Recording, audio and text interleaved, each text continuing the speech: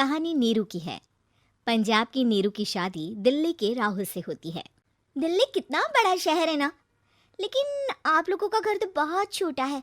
हमारे पंजाब में तो ये बड़े बड़े घर होते हैं कि मजा ही आ जाता है। कोई बात नहीं नीरू, मैं भी तुम्हारे लिए बहुत बड़ा मकान बनाऊंगा बहुत जल्दी। नीरू के पिता जहाँ पंजाब के जाने माने व्यापारी थे, वहीं उसका पति राहुल दिल्ली में एक सिंपल नौकरी करता था। माँ, यहाँ तो घी मक्खन इतना महंगा है कि क्या बताऊं। मैं तो तरस ही जाती हूँ घी खाने के लिए। नीरू की माँ को ये सुनकर बहुत दुख होता है। मेरी बेटी को घी नसीब नहीं हो रहा है और ये बहू यहाँ बैठकर घी में शक्कर डाल रही है। देख वनिता, मैं साफ कह रही हूँ, इस घर में जितना घी आएगा उतना ही मेरी बेटी के घर दिल्ली भी जाएगा। अरे ये क्या बात होती है माँ जी? बेटी का उतना ही करो जो अच्छा लगे। अब क्या मायके से घी और मक्खन तक की सप्लाई करोगी आप? हाँ, मेरी बेटी किसी चीज को तरसे मुझसे बर्दाश्त नहीं होता। अब क्या था, नीरू के मायके में 2 किलो घी आता तो 2 किलो दिल्ली जाता नीरू के पास। एक दिन, माँ बड़ी गर्मी पड़ती है दिल्ली में। इस घर में तो एक ही एसी है और वो भी ड्राइंग रूम में। सारा परिवार एक ही कमरे में सोता है। हाँ बेटा, वो तो हर घर की कहानी है। यहाँ भी एक ही एसी है। अरे बिल इतना आता है कि क्या बोलूं। तभी वहाँ राकेश आ जाता है। माँ, थोड़ी देर में यहाँ कुछ प्लम्बर आएंगे मेरे कमरे में एसी लगाने, जरा ध्यान से लगवा देना ना माँ। ओए, ऐसे कैसे तेरे कमरे में एसी लगेगा? हाँ हाँ राकेश, एक बार बात तो कर लेता। अरे पापा, वो वनिता को गर्मी में नींद नहीं आती। ड्राइंग रूम में सबके साथ सोने में वो अनकंफर्टेबल है, इसलिए। अरे पूरे परिवार के साथ वहाँ तेरी बहन नीरू भी तो सोती है, वो नहीं हो रही क्या अनकंफर्टेबल? समझ रहा है ना?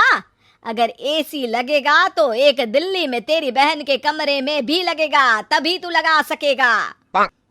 राकेश वनिता को सारी बात बताता है। वनिता करती भी क्या, मन मार कर बैठ जाती है। माँ, ये लोग ठीक नहीं है, क्या करूं मैं? अरे बेटी, यहाँ आ जा, तू यहाँ आकर रह ले। अरे छोड़ दे ऐसे पति को। कैसे छोड़ दूं माँ? समाज क्या कहेगा, लोग क्या कहेंगे? वैसे भी मेरा एक बेटा है मयंक। अरे हटा बेटा, तेरी उम्र ही क्या है, इतनी परेशान रहेगी तो काम कैसे चलेगा। खैर, बात आई गई हो जाती है। माँ को लगता है कि नीरू ठीक है, तो वहीं नीरू के मन में एक ही लाइन चल रही होती है, यहाँ आ जा। माँ ने तो बोल ही दिया है कि यहाँ आ जा। बस मयंक थोड़ा सा बड़ा हो जाए, इन गरीबों को छोड़कर मैं वापस माँ के पास ही चली जाऊंगी। वो इसी सोच में बाजार में चल रही थी कि मैम, आपका दुपट्टा जमीन को छू रहा है। नीरू जैसे ही उस लड़के की तरफ देखती है, देखती ही रह जाती है। हाय रे, कितना सुंदर लड़का है ये। अब क्या हुआ? मैंने कहा आपका दुपट्टा। तो खुद ही उठाकर दे दो ना। लड़का समझ जाता है कि नीरू उस पर फिदा हो चुकी है। वो उससे उसका नंबर लेकर चला जाता है। अब क्या था, नीरू और रोहित में लगातार बातें होने लगती है। मैं हरियाणा का रहने वाला हूँ, यहाँ एक बड़ी कंपनी का मैनेजर हूँ। अच्छा, और कितने बच्चे हैं तुम्हारे? बच्चे? अरे मेरी तो शादी भी नहीं हुई है। तुम बताओ, शादी करोगी? नीरू शर्मा जाती है। अब लेकिन मैं तो पहले से ही शादीशुदा हूँ। मुझे फर्क नहीं पड़ता, बस तुम शादी कर लो, भाग चलते हैं। बहुत पैसे वाला हूँ मैं, हमेशा खुश रखूंगा तुम्हें। नीरू रोहित से मिलकर सारा प्लान बना लेती है और फिर एक दिन घर से भाग जाती है। दोनों शादी कर लेते हैं। शादी के बाद, क्या बात है नीरू, तुम्हें परेशान सा देखता हूँ, सब ठीक तो है ना? हाँ हाँ, सब ठीक है।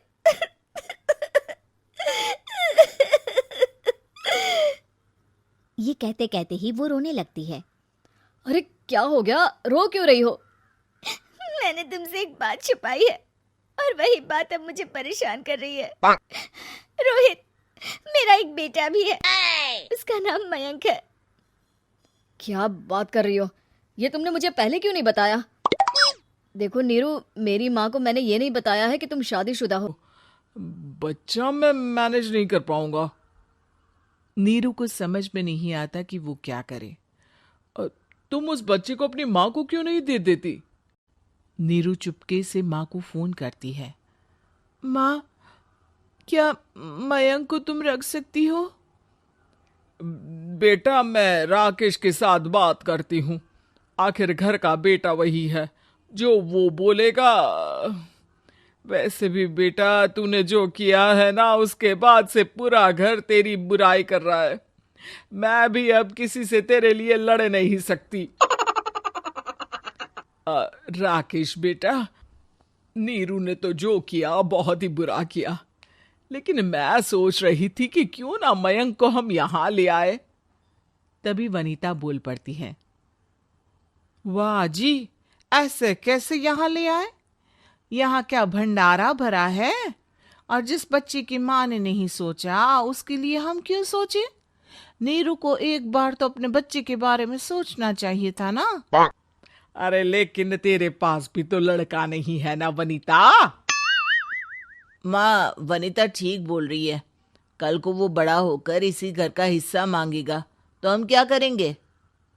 माँ कहती भी तो क्या, वो चुप रह जाती है। वहीं नीरू का पहला पति कहता है। माँ, अगर आज भी वो वापस आ जाए तो मैं उसे माफ कर दूंगा। बेटा, गरीबी चीज ही ऐसी है, क्या करेगा। तू तो अब मयंक का सोच। वो बेचारा तो बिना माँ का हो गया। मयंक की खातिर तू दूसरी शादी कर ले बेटा। लोगों के लाख समझाने के बाद नीरू के पहले पति की शादी रिद्धि से हो जाती है, जिसके पहले पति से 2 बच्चे होते हैं। देखो जी, मैंने शादी सिर्फ बच्चे के खातिर की है। मैंने भी शादी सिर्फ बच्चों के खातिर की है। वहीं नीरू के दूसरे पति के मन में ये बात घर कर जाती है कि नीरू एक मासूम बच्चे को उसके खातिर छोड़ कर आई है। अब देखो नीरू, मुझे लगता है कि जो औरत अपनी कोख का बच्चा छोड़ सकती है, वो तो कुछ भी कर सकती है। कल को तुम्हें मुझसे अच्छा कोई मिल गया तो तुम तो मुझे भी बाय बाय कर दोगी ना। नीरू को अब उसका दूसरा पति ताने देना शुरू कर देता है। तंग आकर नीरू उसकी यहाँ से भागकर अपने पहले पति के पास चली जाती है, लेकिन ससुराल में क्या लेने आई है नीरू, मयंक को? नहीं नहीं सासू माँ, मुझसे गलती हो गई, मुझे माफ कर दीजिए। नीरू, अब वक्त खत्म हो गया है, मेरी शादी हो चुकी है। तो छोड़ दो ना उसे, हमारा बच्चा है। मैं आपको अपनी माँ नहीं मानता। मेरी नहीं मान तो बात अच्छी है। नीरू मयंक की बात सुनकर समझ जाती है कि उसके पास अब ना आसमान रहा ना ही जमीन।